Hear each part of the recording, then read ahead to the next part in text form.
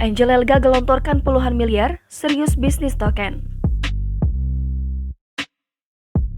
Angel Elga baru saja meresmikan bisnis aset digital berupa token yang ia beri nama Angel Token.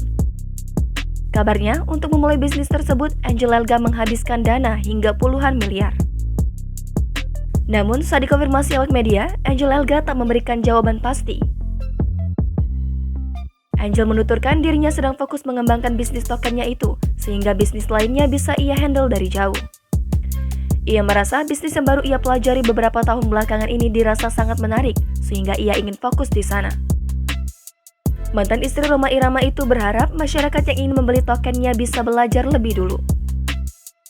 Angel Elga tak ingin bisnis tokennya membuat masyarakat merugi, karena belum paham bagaimana berinvestasi dalam aset digital.